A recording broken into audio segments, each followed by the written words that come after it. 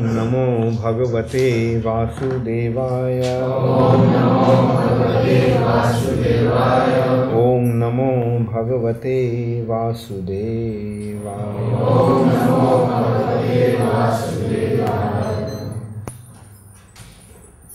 Srimad Bhagavatam, second canto, chapter 9, answers by citing the Lord's version, text 25.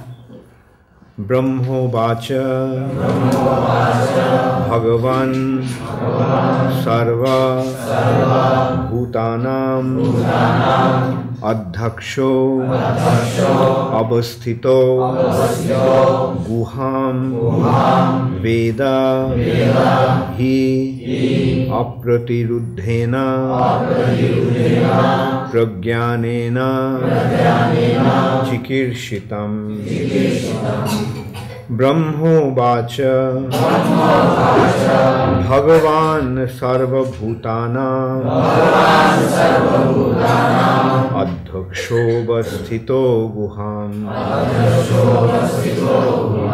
Veda Hi Apratiruddhena Pragyanena Chikirshitam. Bhagavan Sarva Bhutanam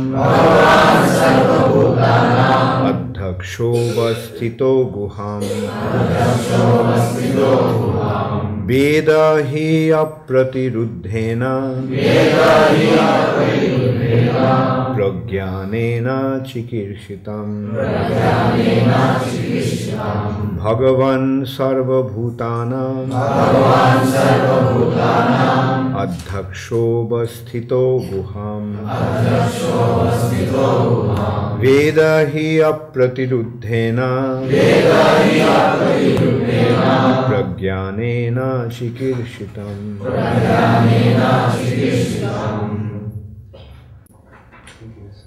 Brahma Uvacha, Lord Brahma said, Bhagavan, O my Lord, Sarva Bhutanam, of all living entities, Adhyaksha, Director, Avasthitaha, situated, Guham, within the heart, Veda, no, he, certainly, Apratiruddhena, without hindrance, Pragyanena, by super intelligence,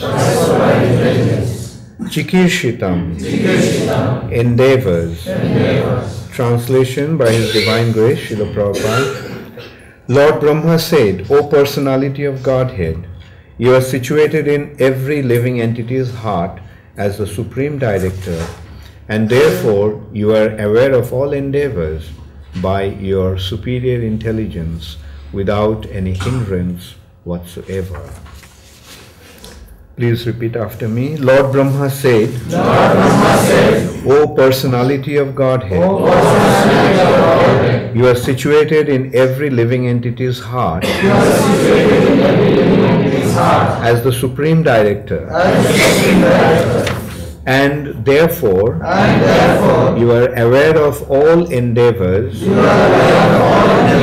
by your superior intelligence without any hindrance whatsoever.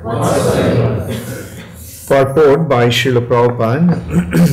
The Bhagavad Gita confirms that the Lord is situated in everyone's heart as the witness, and as such he is the Supreme Director of sanction. The director is not the enjoyer of the fruits of action, for without the Lord's sanction no one can enjoy. For example, in a prohibited area, a habituated drunkard puts forward his application to the director of drinking, and the director, considering his case, sanctions only a certain amount of liquor for drinking. Similarly, the whole material world is full of many drunkards, in the sense that each and every one of the living entities has something in his mind to enjoy. And everyone desires the fulfillment of his desires very strongly. The Almighty Lord, being very kind to the living entity, as the Father is kind to the Son, fulfills the living entity's desire for his childish satisfaction. With such desires in mind, the living entity does not actually enjoy, but he serves the bodily whims unnecessarily without profit. The drunkard does not derive any profit out of drinking, but because he has become a servant of the drinking habit and does not wish to get out of it, the merciful Lord gives him all facilities to fulfill such desires. The impersonalists recommend that one should become desireless, and others recommend banishing desires altogether. That is impossible. No one can banish desires altogether, because desiring is the living symptom. Without having desires, a living entity would be dead, which he is not. Therefore, living conditions and desire go together. Perfection of desires may be achieved when one desires to serve the Lord, and the Lord also desires that every living entity banish all personal desires and cooperate with his desires. That is the last instruction of the Bhagavad Gita. Brahmaji agreed to this proposal, and therefore he is given the responsible post of creating generations in the vacant universe. Oneness with the Lord therefore consists of dovetailing one's desires with the desires of the Supreme Lord. That makes for the perfection of all desires. The Lord, as the Supersoul in the heart of every living being, knows what is in the mind of each living entity, and no one can do anything without the knowledge of the Lord within. But by his superior intelligence, the Lord gives everyone the chance to fulfill his desires to the fullest extent, and the resultant reaction is also awarded by the Lord. Om Ajnanatimirandhasya Jnananjana Shalakaya Chakshurunmilitam Jena Tasmai Shri Gurave Namaha. Shri Chaitanya Manobhishtam Sthapitam Yena Bhutale Swayam Rupa Kadamaham Dadati Swapadantikam.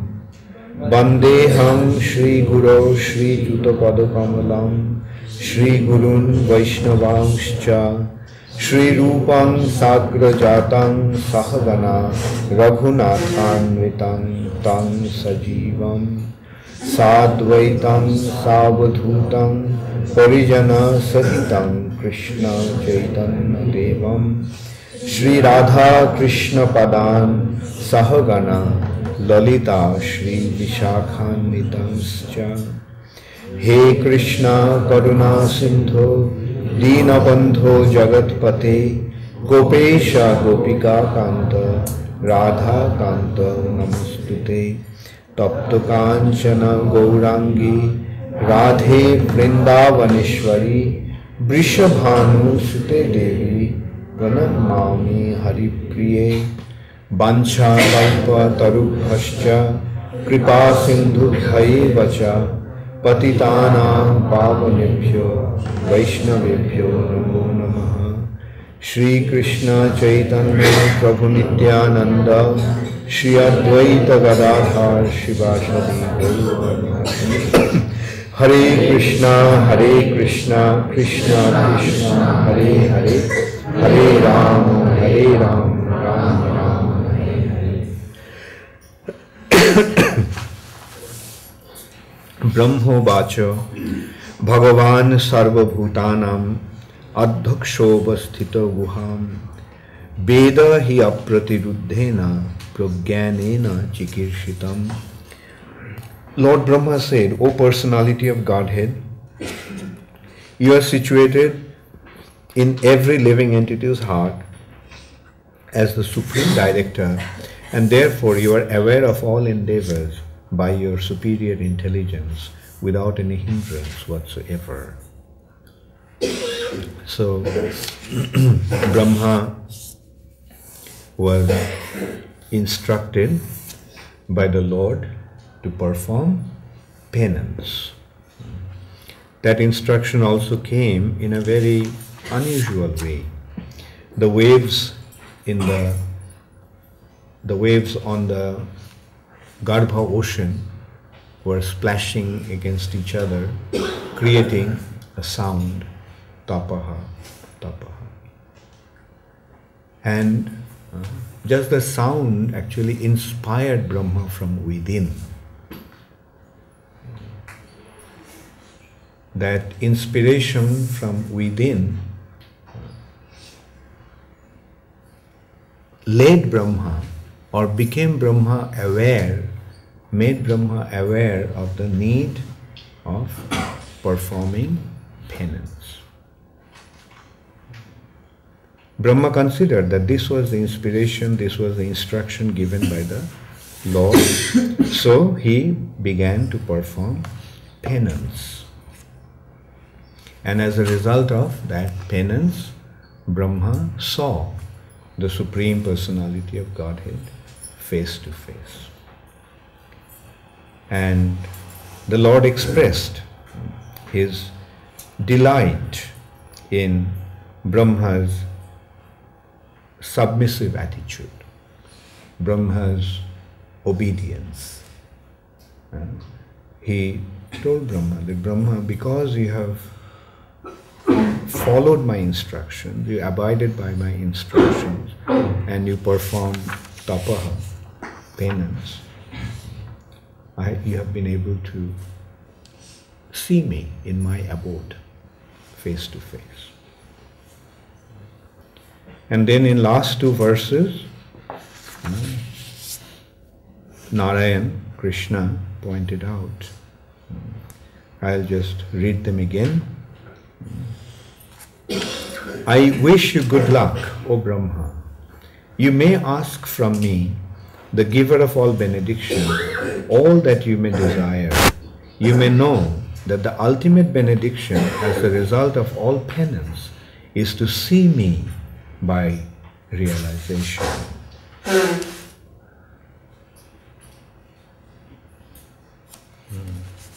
And then, the last verse is from, he's saying, I created this cosmos by such penance. I maintain it by the same energy, and I withdraw it all by the same energy.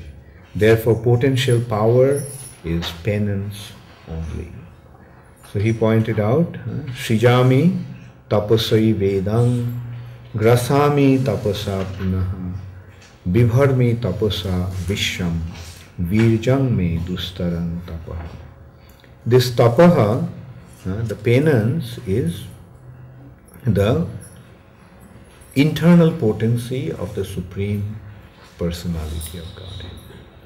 It is the internal potency of the Lord, which means the internal potency of the Lord is devotional service. So Prabhupada pointed out in the purport that this internal potency is actually, this tapa is devotional service. The actual tapa is devotional service. What is tapaha? What is penance? What is austerity? What is the real austerity? To inflict pain to the body? No. That is a foolish concept, a misconception of austerity. Austerity does not mean to inflict unnecessary pain to the body. Austerity actually means to withdraw the senses from material nature and project it onto Krishna. Our consciousness now in the material is in our material condition is running towards the objects of the senses. As Krishna pointed out in Bhagavad Gita, dhayate vishayan punsha.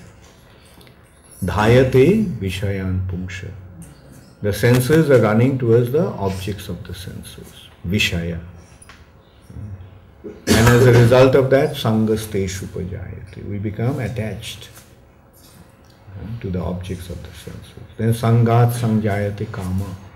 As a result of that attachment, we develop a desire to enjoy those objects of senses. Kam, lust. And when the lust is unfulfilled, Kamat Krodha Vijayate. One becomes angry. And Krodhat Bhavati Sanmoha. As a result of anger, one becomes bewildered. And Sanmohat Smriti Viprama. As a result of that bewilderment, one loses his memory. And Smriti Bhrangshat Buddhi Nasha. Due to the loss of memory, he loses his intelligence. And Buddhi Nashat Pranashyati. As a result of losing his intelligence, he is doomed. So just one little mistake of looking towards the material direction caused us such a undesirable, disastrous situation. It's just one little mistake, Dhayate Vishayan Pungsha, because we projected our consciousness towards the material direction. But now, this condition is causing us distress, suffering. So what to do? What is the means, what is the way to be free from this suffering condition? The way is to project our consciousness back to Krishna. So that is what Krishna is pointing out here. The tapo actually means to project our consciousness back to Krishna.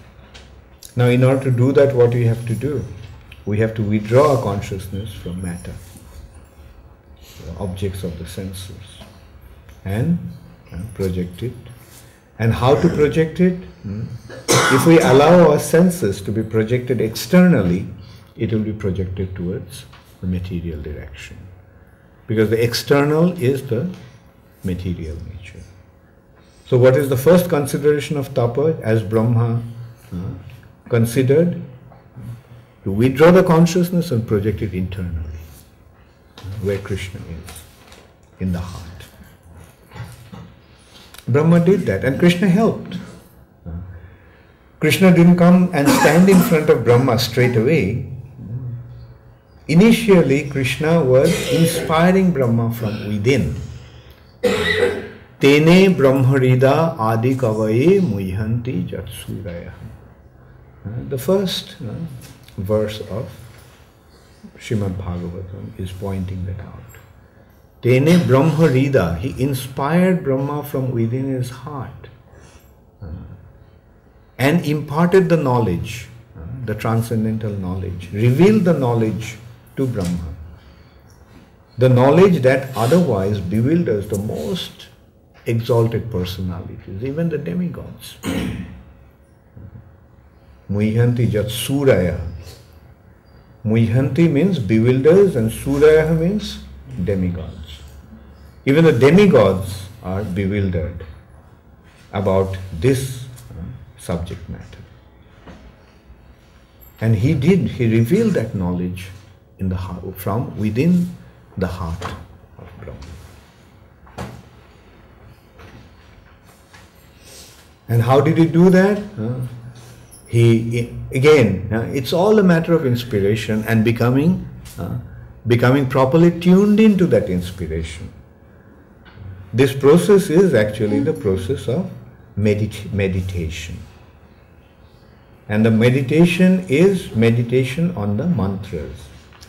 Meditation is not just some sort of artificial gymnastics of mind. Meditation is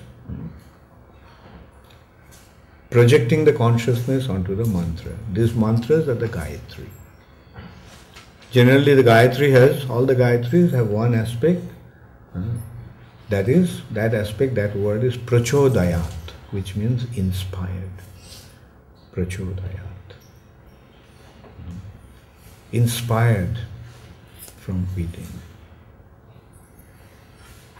Like it occurred to Brahma, yeah, this is what the Lord wants me to do.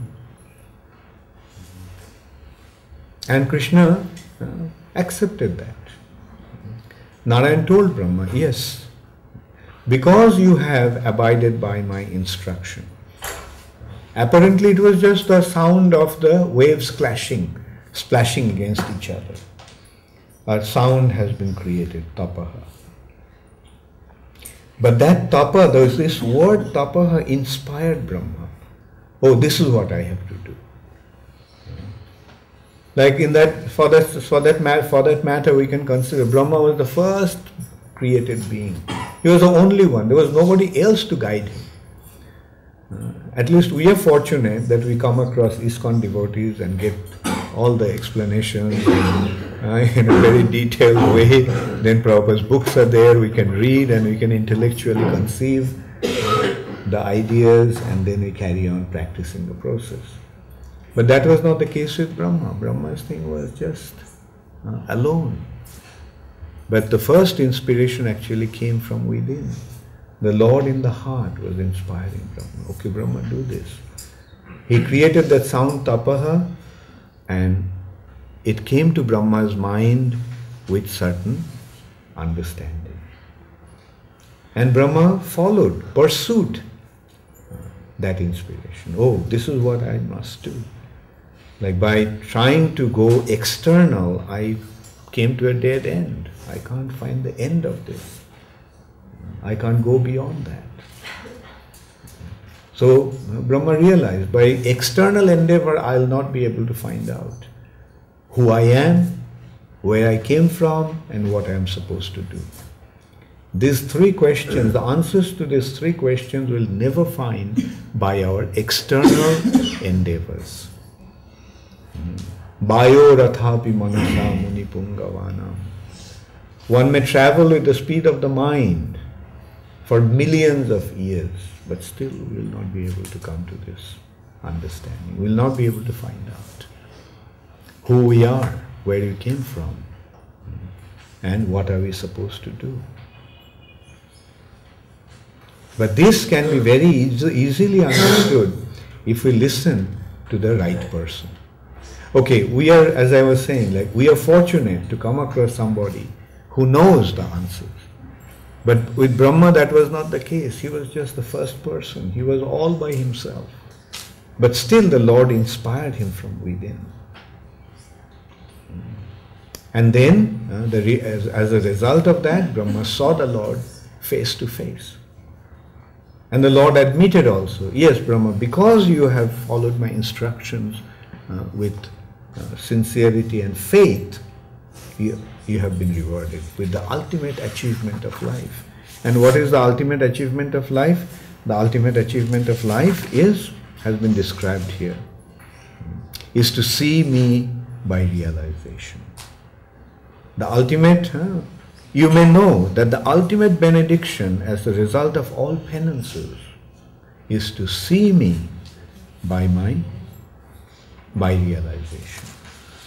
Not by some mental speculation or imagination, but realization. In reality. Seeing, Brahma was sitting on the lotus, but he was transported to Vaikuntha. His body was situated on the lotus, but where was he? He was in Vaikuntha.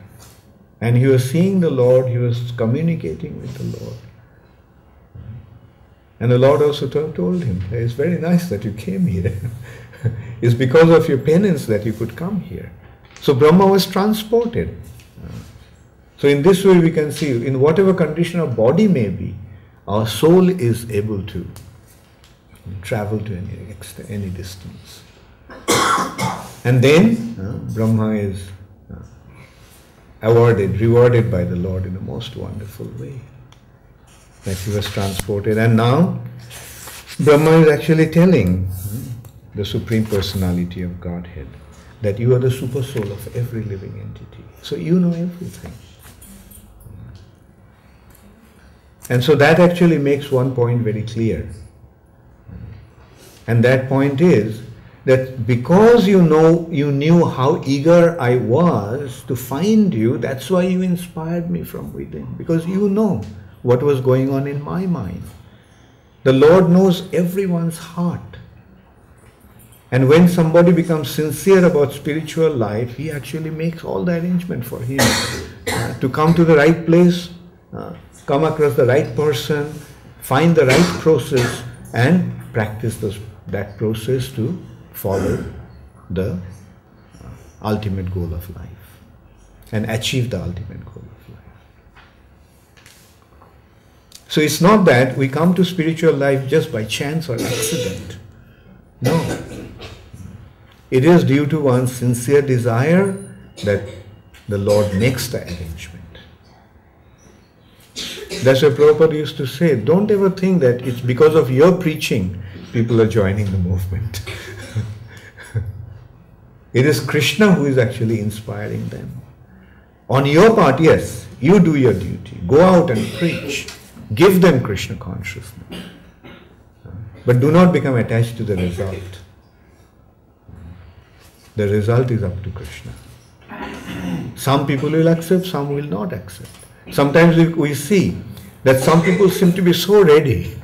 They are so receptive, but they don't join. But there are some people, those who seem to be completely averse to Krishna consciousness, offensive to Krishna consciousness, and they end up joining. Who is coughing? Jamuna? Yeah. So drink some water. Give her some water. So I remember when I first met Srila Prabhupada in Allahabad, Kumbh Mela. Prabhupada was giving darshan, and there was one young Bengali sadhu. He had beard and all. He was from Bharat Sevashram Sangha. They wear white, they don't wear saffron. And this person was asking Srila Prabhupada that what Prabhupada is doing. He was asking Prabhupada what Prabhupada was doing for people.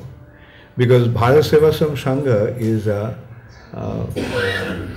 welfare. They're just welfare activities.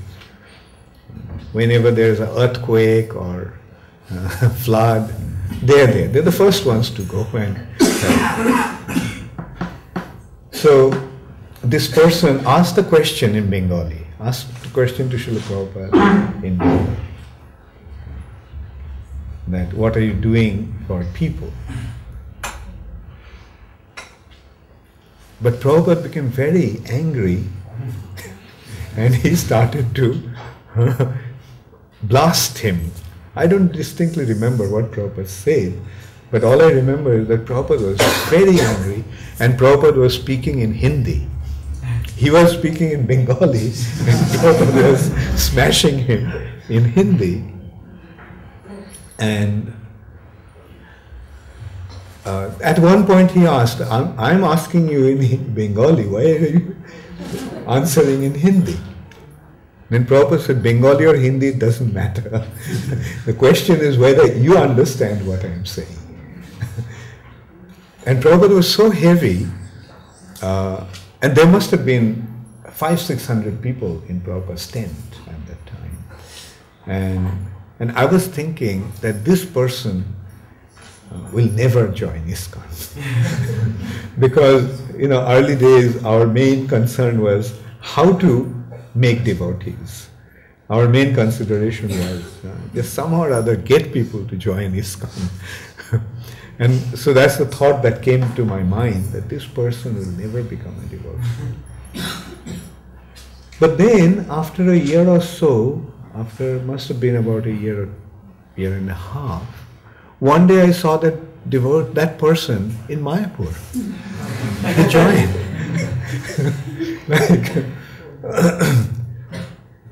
There's no way of knowing who will join and who will not. And this person apparently was quite arrogant and challenging. And anyway, I don't want to tell the name of that devotee. But only thing is that I was thinking that it's so unfortunate that that person could have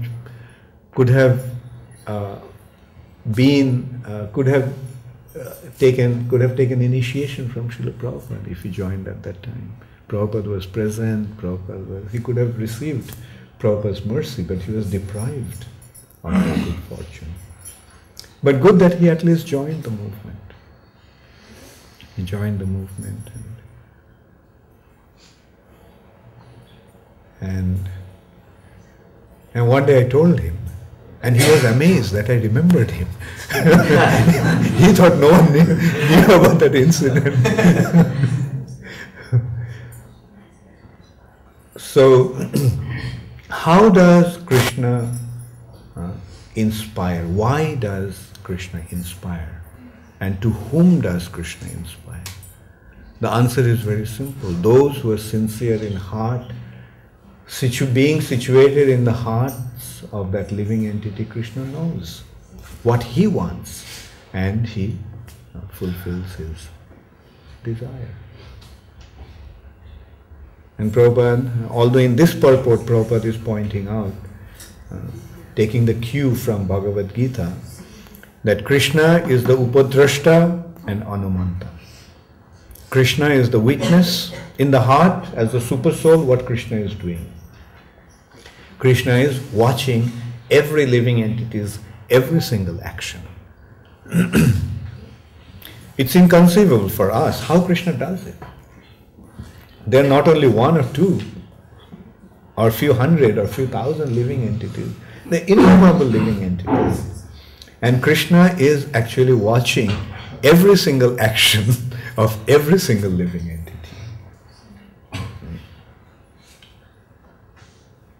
Being situated in everyone's heart, Krishna is able to do that. From our point of view, from our perspective, it's inconceivable. We can't imagine how it can be possible by anyone, for anyone. But for Krishna it's possible.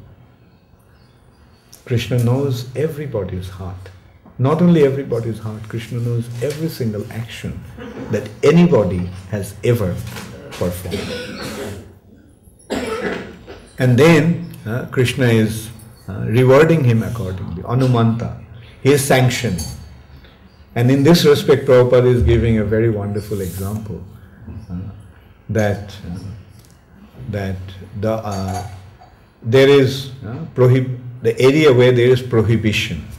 Now, prohibition means where alcohol is not allowed. Actually, there was at one time America also had prohibition.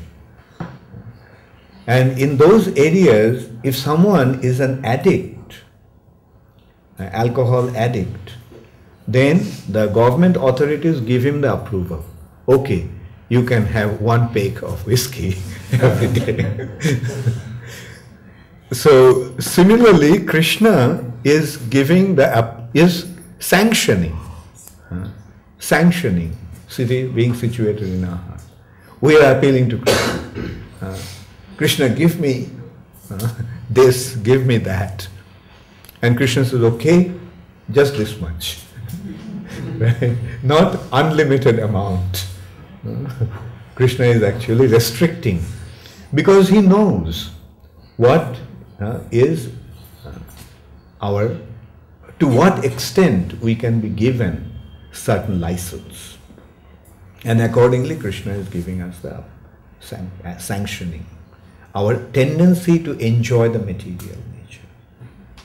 In this material nature, every living entity wants to enjoy. And Krishna is actually sanctioning. There is a very stringent law in this respect also. It's not that we can just ask Krishna, give me this, and Krishna will give it to us. What is the consideration for allotment of what we should get and should not get is our piety. Punya. You have piety, okay, you can fulfill your desire.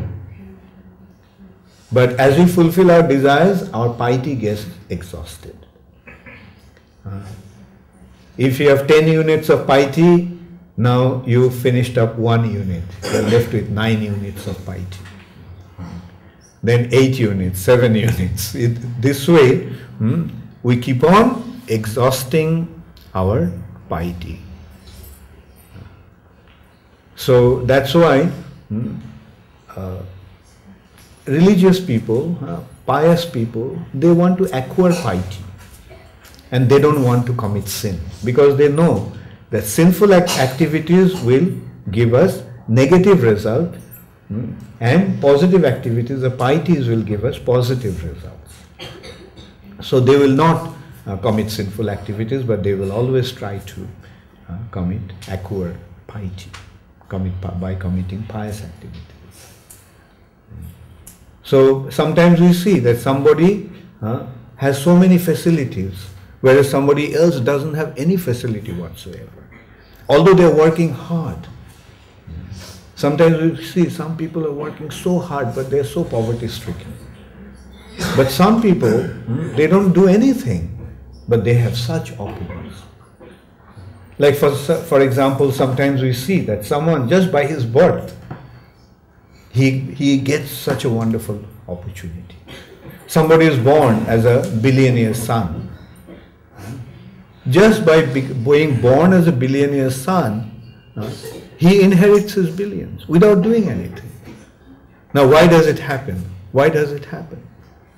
Why someone is born as a billionaire's son and why someone is born as a beggar's son? The answer is piety and sinful reactions. If someone has a lot of piety, he gets a good birth. Shri Aisharja, Janma Aisharja Shruta Shri Bhir. These are the 4 results of pious activities. Janma, born in an exalted family. Aisharja, opulence. Shruta, knowledge, education. And Shri Bhi, beauty. Physical beauty, birth in high family, opulence and education. These are the results of our pious activities. And the impious activities or sinful activities will generate opposite results. Birth in poverty-stricken, degraded families, birth or rather being poverty-stricken throughout his life, being stupid, not having any education, dull. No matter how much they struggle, still they cannot remember, and they always fail in the exams. And having deformity or ugly features. So these are the results of sinful activities.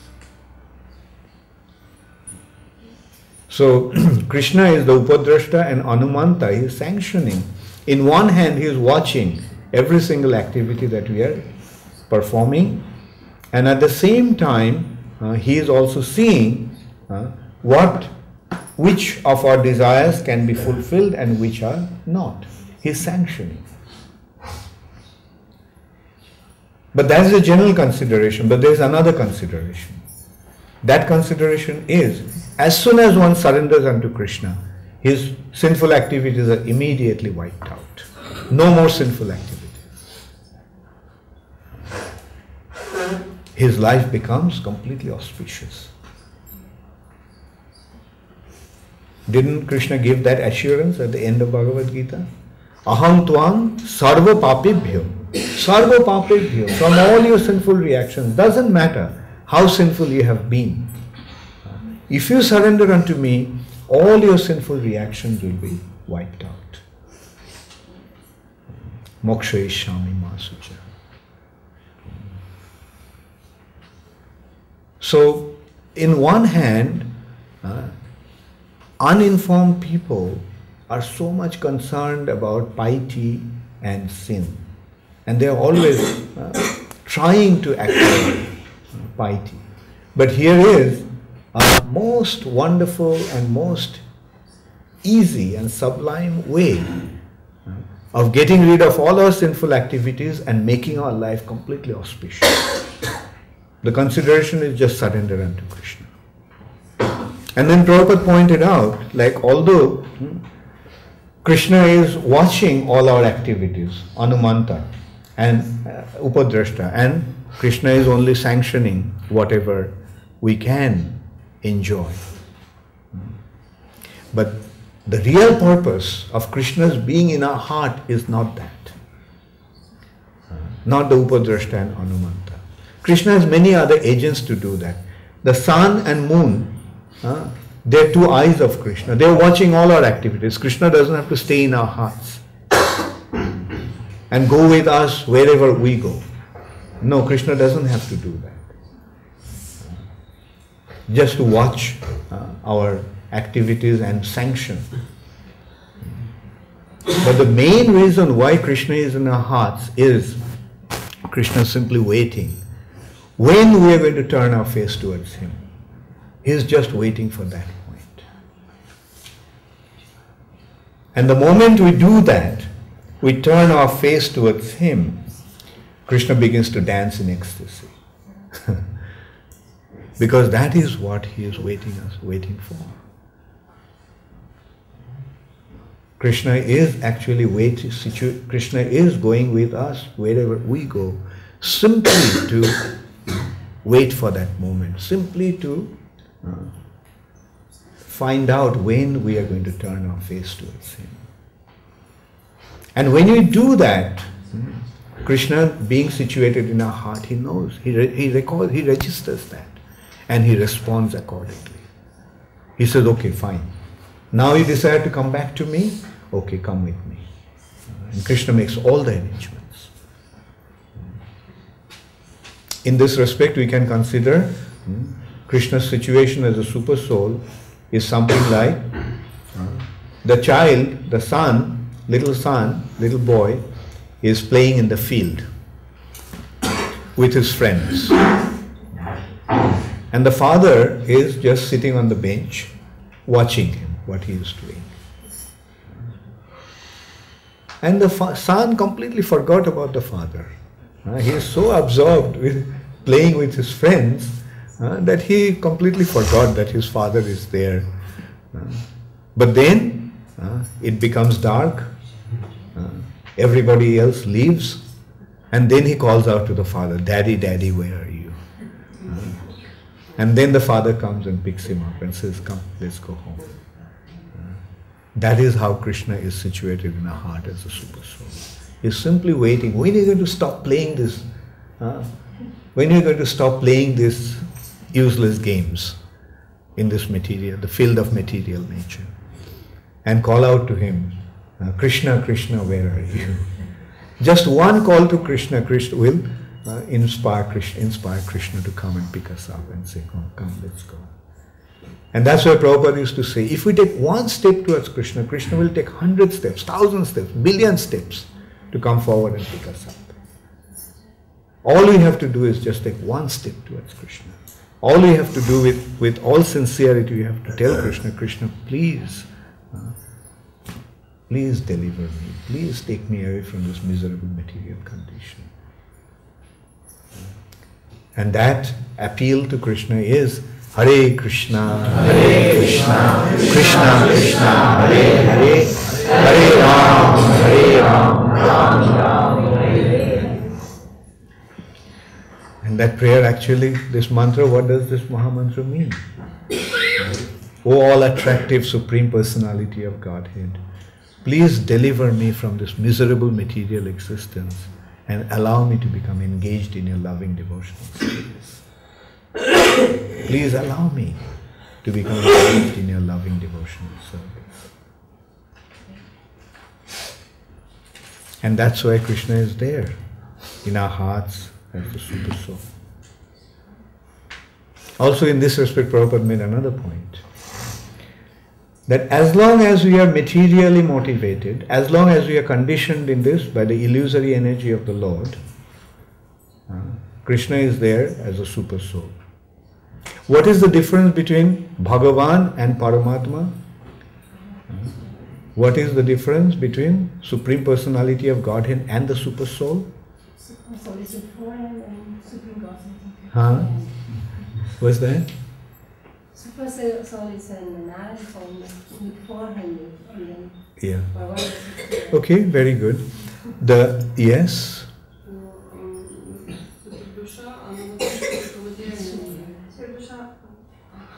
Super soul is only immaterial.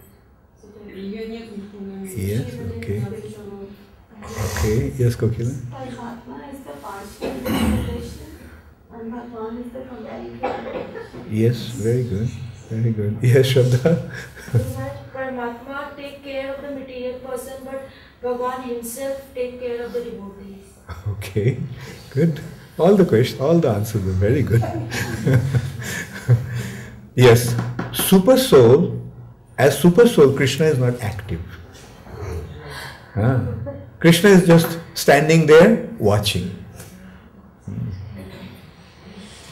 But when we become involved in rendering devotional service to Krishna, then Krishna cannot remain inactive as a super soul. Then he becomes active to reciprocate that love of the devotee. So super soul then becomes active, and that active aspect of the Supreme Personality of Godhead is the Supreme Personality of Godhead. And that's the difference between the Supreme Personality of Godhead and super soul. Super soul is the static witness, and Supreme Personality of Godhead is the dynamic lover. That's the difference. When we love him, he can't remain inert. He can't remain static. He becomes ecstatic. So yes, Krishna is there in our hearts. He's simply waiting. When we are going to love him. And when we do, then Krishna becomes so happy. Then Krishna becomes ecstatic. Not only we become ecstatic, Krishna becomes ecstatic. And in his ecstasy, he begins to dance. The Natavara, the supreme dancer. Hare Krishna, all glories to Srila Prabhupada. Does anybody have any question or comment?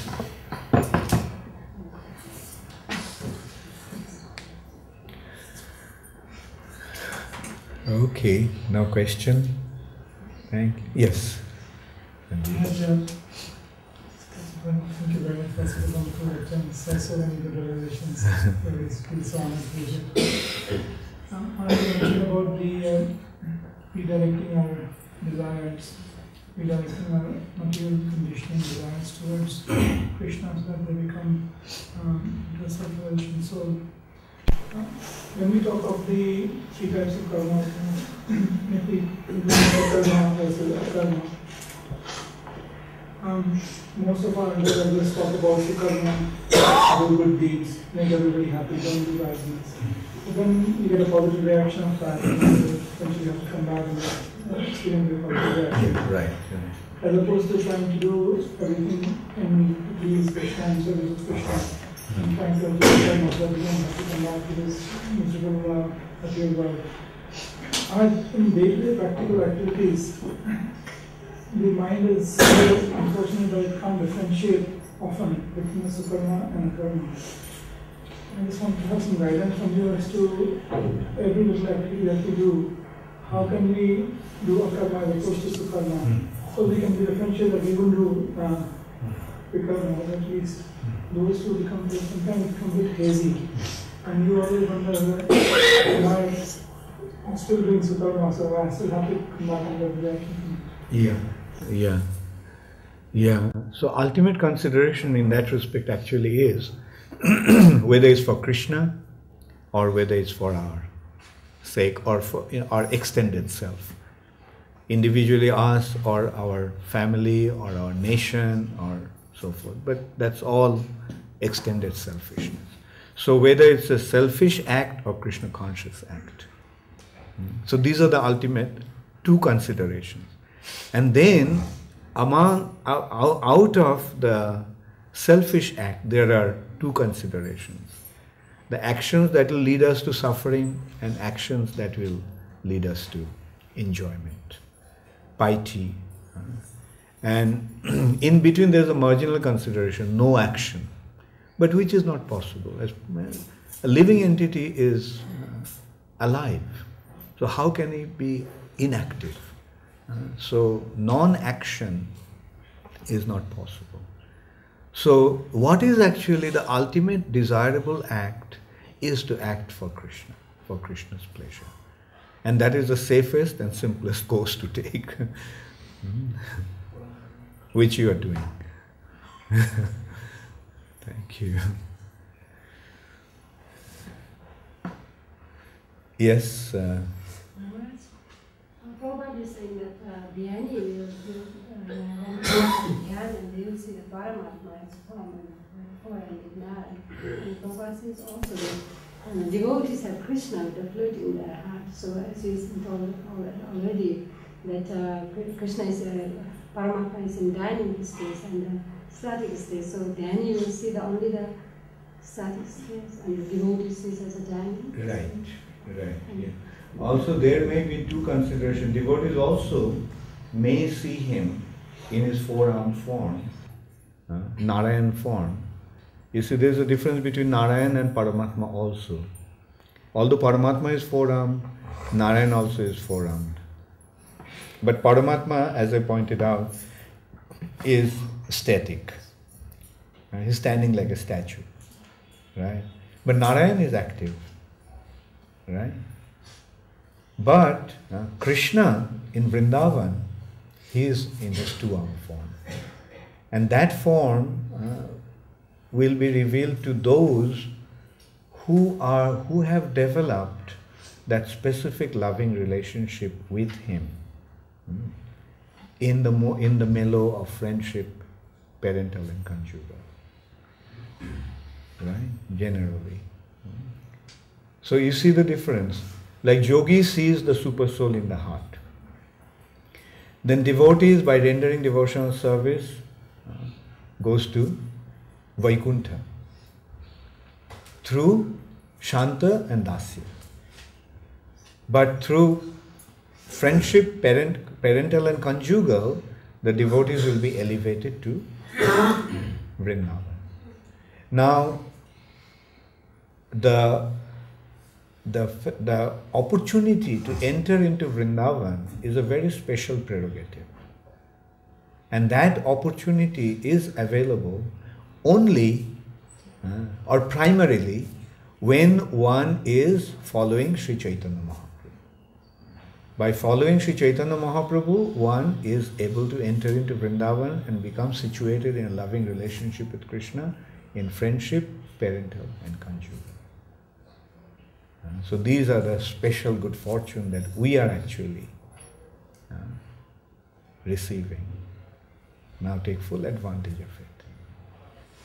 Another person arises now. So other sampradayas, like Sri Sampradayas and Alexander, they go only to Vaikuntha. Yeah. So.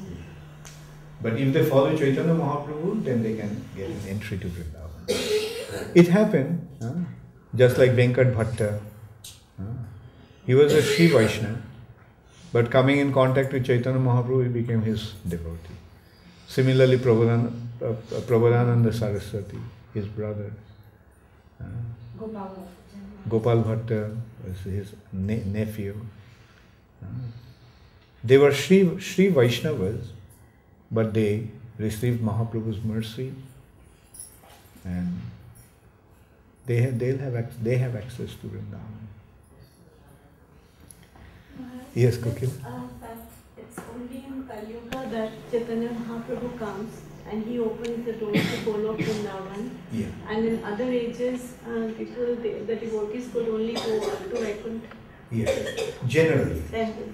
But some rare souls can get some mercy of some resident of Vrindavan and can be elevated. Okay. Like for example, the sages of Naimisharanya, although in Treta Yuga, they actually got entry to in Krishna's pastimes. These are some rare good fortune, rare cases. But generally, yes, people would be elevated only to Vaikuntha. But in Kali Yuga, yeah, right. And that's why Kali Yuga is so special. Although in one hand, it's the most degraded age, but in this most degraded age, one actually has the facility to achieve the highest spiritual benefit. And in this respect, Prabhupada is actually giving an example. The why. Sometimes people ask, why? People in the age of Kali are so fallen, and they are having the benefit that even the residents of, even the Satyuga people cannot get. And Prabhupada's answer to that was that just as the father is most concerned about the weakest and youngest child, and especially when he is suffering from a disease, from fever, then the father goes out of his way to pick up the child and stay by his bedside through the night. Similarly, our Supreme Father Krishna is bestowing his greatest compassion to us because we are most unqualified, most fallen. And that same point has been expressed in that verse, Potito pavano hetu tobo avatar moshamo potito prabhu na paibe ar. You have come to deliver the fallen souls.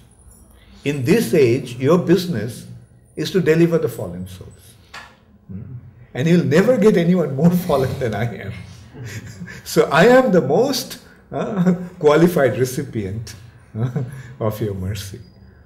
So in this age, we don't have to become exalted to receive Mahaprabhu's mercy. Rather, we have to become fallen to receive Chaitanya Mahaprabhu's mercy. And the more fallen we are, greater is our claim. This is submersible. Huh? This submersiveness on the Bhakti Thakur wrote that. Oh, this one? Haha Prabhu Nityanando Premanando Shukhi. No, the Narottam Das. In one way, it is his submersible. He is exalted Vaishnava. Huh? Well, that is the mood that he is, like he is not speaking of himself, he is speaking of us.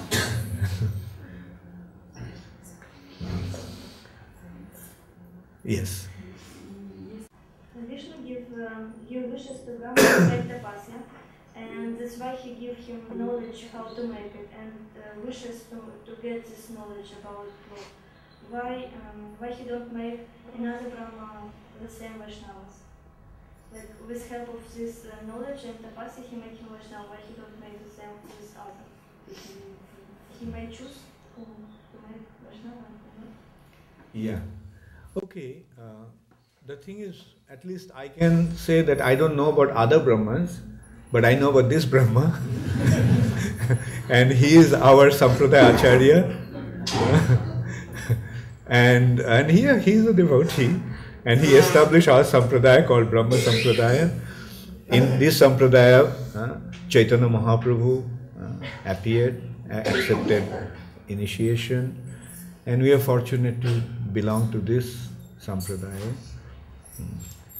And if I consider this question from a neutral point of view, then my answer will be, you see, Krishna will reciprocate according to the desire of the individual. Why somebody is a devotee and somebody is not?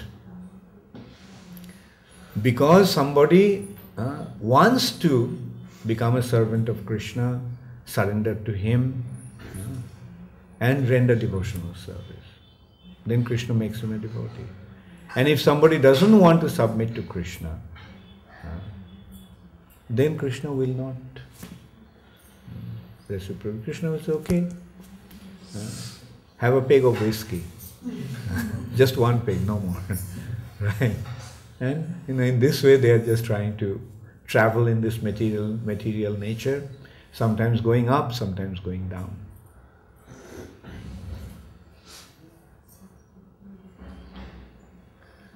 Yes, Navadip. Brahmaji's mode of devotion, is he in the mode of friendship or in the mode of love? Or what is the mellow of Brahmaji's devotion towards Lord Krishna?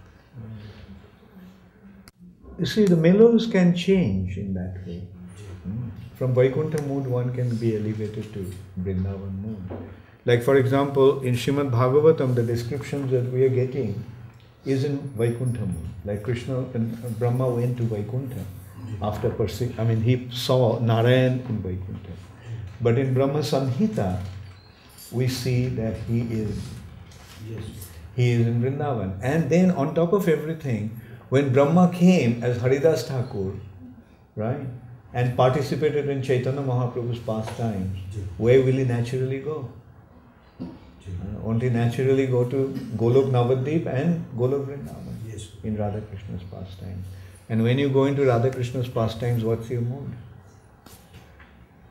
The mood is either friendship, parental or conjugal.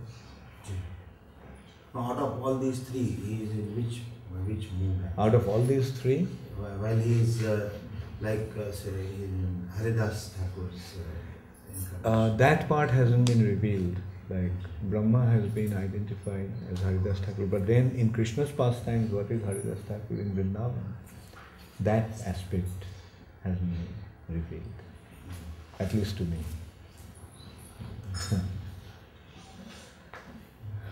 You have a question? What do you mean when you said that if you do pious activities in your previous life, you'll get a good birth, like in a rich family? Is that only material benefits? Yes. No. So like, how would you get a good birth in a spiritual family?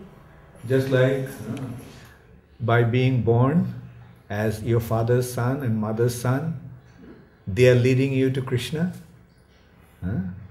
So they are actually creating that good fortune for you. Just because you are their son, you are becoming a devotee now. Now you want to take full advantage of it? Yes, you are taking full advantage of it. Thank you. Hare Krishna, all glories to Srila Prabhupada, Gaur Premanande.